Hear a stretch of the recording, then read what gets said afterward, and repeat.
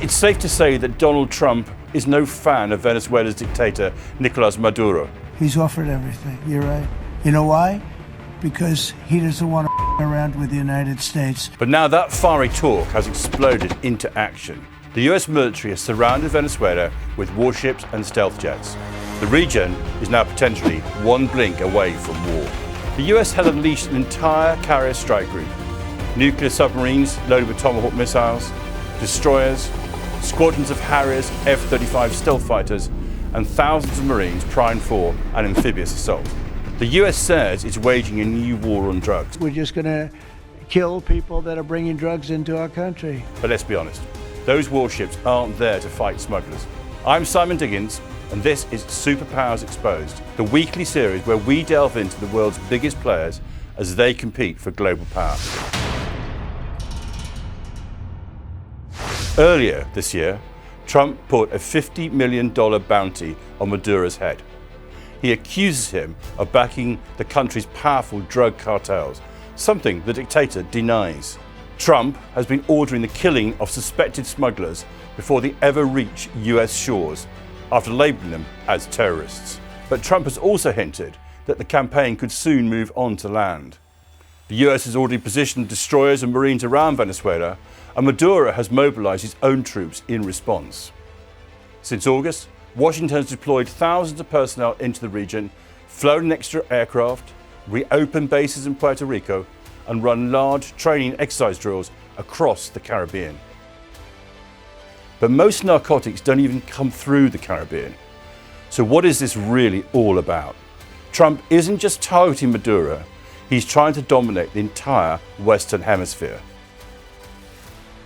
Now, Venezuela has the largest oil reserves in the world, more even than Saudi Arabia. It was once 12 times richer than China, but decades of corruption have turned a once wealthy nation into a collapsing state. So why is Trump so interested in Venezuela? And if this posturing turns into an actual war, how would each country measure up? Well, when you start looking at the numbers, aircraft carriers, Venezuela 0, US 11, fleet strength, Venezuela 34, US 440, and look at all the other details, it's quite clear that the US is significantly more dominant than Venezuela. The contrast is stark. On the one hand, you have the United States, a military giant and a superpower, and then you have Venezuela, a middle-ranking power with limited money spent on defense.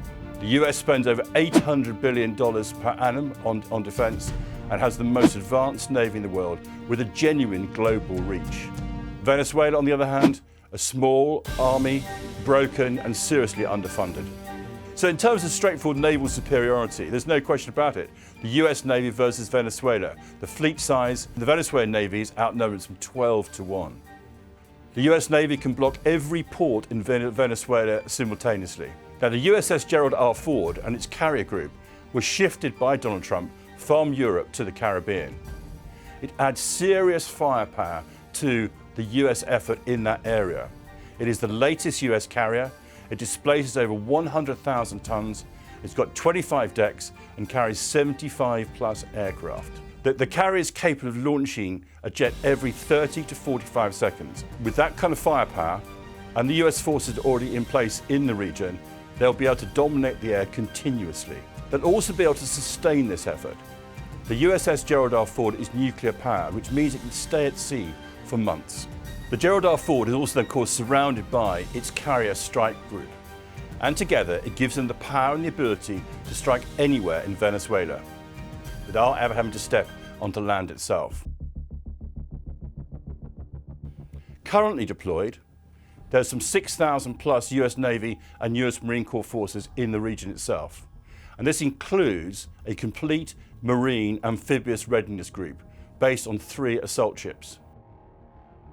Already off the Venezuelan coast, we've got the USS Gravely, which is a destroyer. It's what they call an Arleigh Burke-class vessel, a guided missile destroyer. 155 meters long, a crew over 320, and able to maintain a speed of over 30 knots. It's got everything from Tomahawk missiles, air defense guns, torpedoes, and even a 5-inch gun. All of these forces will be controlled by US Southern Command. Let's go into a little bit more detail about the air power and compare the forces. Realistically, Venezuela could probably defend its skies for a few hours only, but very rapidly the US would be able to achieve air superiority and then complete air supremacy, in other words, total dominance of the skies. The Venezuelan Air Force has some Russian Su-30s and Sukhoi 27s. Now these are competent fourth generation fighters, but even the Su-30s will only have limited utility against the most advanced US jets. What we can see already on the ground is the F-35 Bravo, the most advanced fighter in the world, operated by the US Marine Corps from Puerto Rico. The F-35 is what they call a fifth generation fighter with advanced integrated avionics and stealth capabilities. F-35 stealth jets can hit targets largely undetected. Indubitably the most capable fighter in the world. In addition to the conventional forces, we could also expect to see significant covert operations, political warfare conducted by a mixture of US Special Forces and the CIA. When you look at this footage here and you see how US Southern Command is training, you can see very clearly this is not just about stopping a few drug boats. This is about power. Here you can see them running live fire drills, rehearsing beach landings, and using special forces, deploying them close to the shore. This is clearly preparation for a possible ground operation. Now, Trump wants to dominate the Western Hemisphere. In his view, Latin America is America's backyard and the United States should control it. The question arises, isn't the US doing exactly the same as Russia and China are doing elsewhere? And I have to say, in my opinion, it looks exactly the same. It's exactly the same argument as Russia's used over Ukraine and Eastern Europe, the US effectively is employing in Latin America. The real question is, how far will the US go in terms of stopping Maduro, or is this simply about intimidation? From my own personal viewpoint, they've now, I think, deployed too many forces and have made too many clear statements not to do something about Maduro. Now, the intimidation might work in the sense that Maduro decides to resign or to leave power, but they have sufficient force and power in place now to remove him if they so choose. As a scenario of how things might turn out, South Korea will first of all attempt to gain control of the skies, and with the weapons at its disposal, this should be relatively straightforward. They'll aim for local air superiority first and then move on to air supremacy. And with this, they'll be able to hit targets anywhere in the country using planes or missiles. But they'll also, with their amphibious forces, be able to conduct fast raids. This could be used to either destroy drug labs or to strike key regime sites. They could also then move on and attempt to set up temporary coastal bases for longer operations. But what we're not seeing at the moment, and where this scenario might not work out fully, we're not seeing the troops for a full invasion right now. However, if they establish footholds on the ground, it'd be very straightforward then to rapidly fly in reinforcements. It's about 6 to 8 hours flying time for the United States, or 3 to 4 hours flying from Puerto Rico, which is a US dependency in the Caribbean itself. As we can see, the US has overwhelming force on paper, but Venezuela has a secret weapon that could turn this into a bloody nightmare for America. And that is, effectively, guerrilla warfare. With that, there is a long history in this area of resisting foreign control. It goes right back to the origins of Venezuela and the liberator Simon Bolivar through to Hugo Chavez, Maduro's predecessor. Their leaders, the current leaders of Venezuela, claim that all the US wants to do is to steal their oil. What they would do, therefore, is try and turn any kind of major US intervention into potentially a guerrilla war. So Venezuela's strength is its morale, its sense of itself, and not hardware.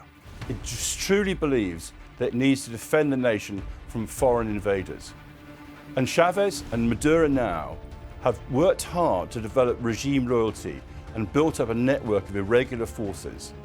This is a mass movement in Venezuela, and it's fiercely loyal to Maduro and to Venezuela itself. Any US intervention will be seen as a foreign invasion and would expect a violent response. And the numbers are interesting. In their militia forces, they have over 4 million Venezuelans.